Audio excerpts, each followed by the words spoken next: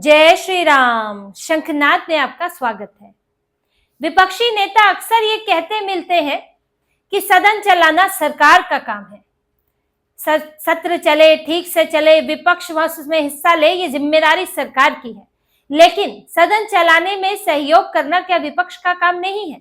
क्या विपक्ष खुद को गवर्नमेंट इन वेटिंग नहीं मानता है? क्या वो जनता द्वारा चुने हुए प्रतिनिधि नहीं है? तो सदन चलाने की कोशिश अगर सरकार करती है, उसके लिए प्रयास करती है, तो क्या उसमें मदद करना आपका काम नहीं हो जाता है, आपकी जिम्मेदारी नहीं होती है? लेकिन राहुल गांधी आजकल इन जिम्मेदारियों से भाग रहे हैं। वैसे तो वो हमेशा जिम्मेदारियों से भागते रहे हैं, अपनी पार्टी हो, अपनी सरकार हो, कोई पद लेना हो, हार या जीत की, हार की जिम्मेदारी लेनी हो तो उससे भागते रहे हैं।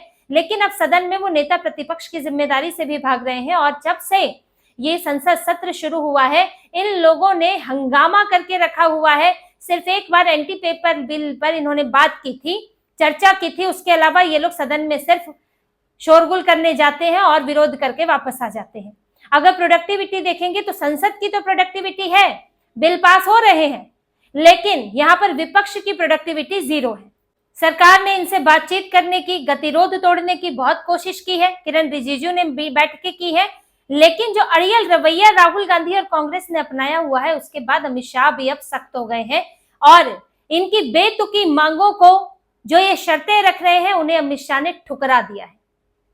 इनसे किरण रिजिजू ने बातचीत की थी, इतने दिनों से चल रहा है, लेकिन एक अंतिम प्रयास और किया था कि राहुल गांधी इसके दफ्तर में उनसे जाकर पहले मिले और परिसीमन बिल को लेकर बात की, क्योंकि उसमें 2/3 बहुमत भी चाहिए और सरकार ये भी चाहती है, जैसे कि पार्टी के नेता सूत्रों के हवाले से नाम न बताने की शर्त पर बताते हैं कि हमें ऐसा नहीं कि नंबर्स नहीं है, लेकिन ऐसा नहीं चाहते हैं कि बुलडोज हो जाए, कि सरकार लाए और बिल आए और उसको पास करा के रख दे। सरकार चाहती है कि सबका सहयोग रहे, एक चर्चा हो और सर्वसम्मति से आए।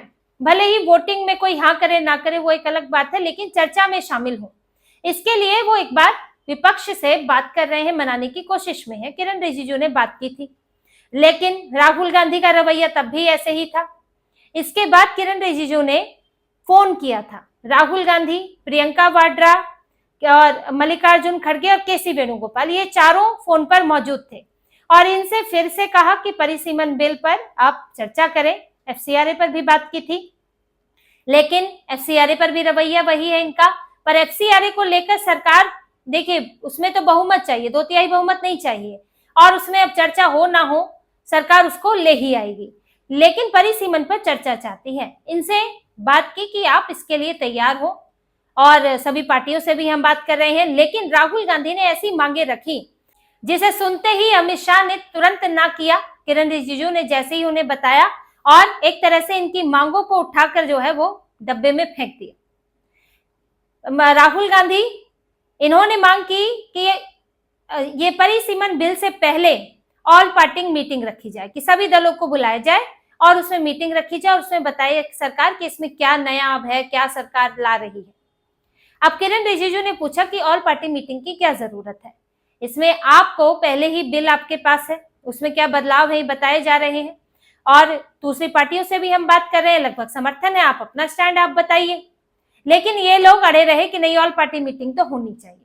अब ऑल पार्टी मीटिंग इन्हें क्यों चाहिए, सर्वदलीय बैठक?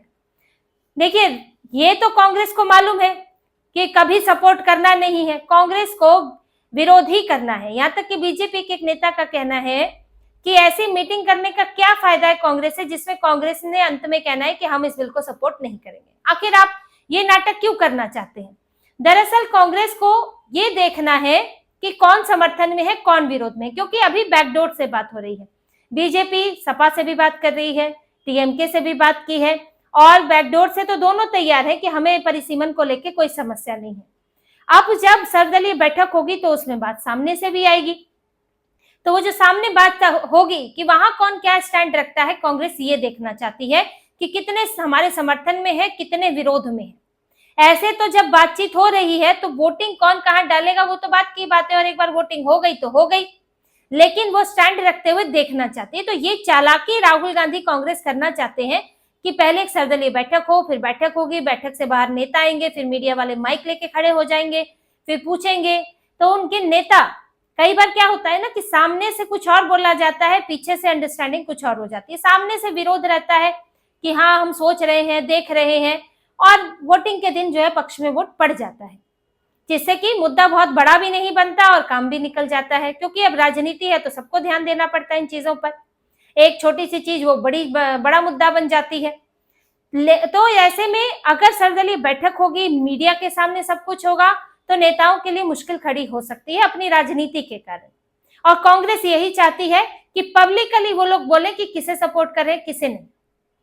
तो इसलिए कांग्रेस इस पर अड़ी रही, लेकिन किरण रिजिजू ने इससे इनकार किया। फिर इनकी मांग थी कि अमित शाह आए यहाँ पर और वो जो सीजेपी के प्रोटेस्ट के दौरान लाठी चली, पैलेट गन चली, उस पर बयान दे। अब इस पर बयान देने का कोई मतलब नहीं है। इस मामले पर सुप्रीम कोर्ट में भी ये लोग पहुंचे हुए हैं। लगभग यही लोग हैं परोक्ष रूप से, जो वकील हैं वो इन्हीं से जुड़े हुए वकील हैं, इनके केसेस भी लड़ते रहे हैं और ये सब एक ही विचार वाले हैं। कोर्ट ने भी ऐसा नहीं कहा है, सुप्रीम कोर्ट ने, कि पैलेट गन नहीं चलनी चाहिए। आप मना कर भी नहीं सकते, क्योंकि जब प्रोटेस्ट होता है, अगर वो हिंसक हो जाता है तो सुरक्षा बलों को ये आपको अथॉरिटी देनी पड़ेगी कि वो तरीके अपनाए कि इसको रोक सके, संसद में घुसने से रोक सके। संसद पर हमला करने को अगर कोई तैयार है तो आपको पैलेट गन, क्या आपको अगर गोलियां भी चलानी पड़ी तो चलानी चाहिए, चलानी पड़ेगी, क्योंकि आप संसद को खतरे में नहीं डाल सकते हैं। तो सुप्रीम कोर्ट ने भी ऐसा नहीं कहा कि पैलेट गन क्यों चलाई, लाठी क्यों चलाई, भाई वो तो जरूरी है। बस कोर्ट का ये कहना है कि हाँ थोड़ा सा युवा है, युवाओं के साथ तालमेल बैठाना चाहिए। सारी बातें कोर्ट की तरफ से कही गई है। तो अब यहाँ पर अमित शाह से क्या बयान मांग रहे हैं भाई? ये रिपोर्ट्स भी सामने आ चुकी है, किसने चलाई, क्या चलाई, सीआरपीएफ का किस तरह से क्या प्रोटोकॉल रहता है, ये सब सामने आ चुका है। तो अमित शाह से आप क्या बयान चाहते हैं? बस आपको बार बार सरकार को झुकाने के प्रयास करने हैं, बार बार उन्हें इल्जाम देना है, और यही अपनी राजनीति में आप सदन नहीं चलने देंगे। तो यही दोनों मांगे थी, जो चैम्बर में भी इनसे बात हुई थी, उस चैम्बर में भी यही बातें हुई। और जब किरण रिजिजू अमित शाह के पास पहुंचे, उनके चैम्बर में पहुंचे सारी बातें लेकर, तो अमित शाह ने सुनते ही इनकी मांगों को एक चैम्बर के बाहर फेंक दिया। एक तरह से समझिए कि राहुल गांधी मांग लेकर आए हो और राहुल गांधी को चैम्बर से बाहर भगा दिया हो, यह स्थिति हो गई। इनकी दोनों मांगों पर सरकार तैयार नहीं है, साफ तौर पर मना कर दिया गया है। और परिसीमन के लिए अब एक अलग प्लान बन रहा है कि अगर इस सत्र में नहीं आए तो फिर आगे जाकर विशेष सत्र बुलाकर उसमें लाया जा सकता है। ये अगर अड़े हुए हैं तो ये अपना अड़े रहे, सरकार अपनी अलग रणनीति बनाएगी। तो राहुल गांधी को ये सब करने से देखिए अंदर इन लोगों को बड़ी धुक धुक हो रही है, इसलिए सबसे फायदा नहीं हो रहा है। कांग्रेस ये परेशान है कि परिसीमन बिल में अगर ये लोग जो इनकी संख्या बताते फिरते हैं ना कि हमारे पास इतने हैं, इंडिया अलायंस के पास इतने सांसद हैं, इनकी संख्या कहाँ रह जाएगी, इनको डर ये है। क्योंकि बीजेपी ने एनडीए में इस वक्त अच्छा खासा सपोर्ट है और दूसरे दलों से भी सपोर्ट मांगा जा रहा है। और जो इनका विरोध का कारण है, वो कारण भी अपने आप में ऐसा बचकाना और विरोधाभासी है कि आपको खुद हैरानी होगी। ये लोग कह रहे हैं कि नहीं, जो दक्षिणी भारत के राज्य हैं उनकी सीटों पर असर पड़ेगा, यहाँ पर उत्तरी भारत की सीटें जो हैं, यहाँ के राज्य हैं, वो ज्यादा हो जाएंगे इसमें। लेकिन जिस राज्य की सीटें सबसे ज्यादा होने वाली हैं, यानी कि यूपी की 80 में से 40 बढ़ेंगे 120, वहां का नेता खुद जो है इसका विरोध कर रहा है। भाई अखिलेश यादव को तो सपोर्ट करना चाहिए था ना। अगर सब विरोध और समर्थन का पैमाना यही है कि कितनी सीटें बढ़ रही हैं, तो अखिलेश यादव को तो खुश होना चाहिए था कि भाई कल को हमें भी मौका मिल सकता है।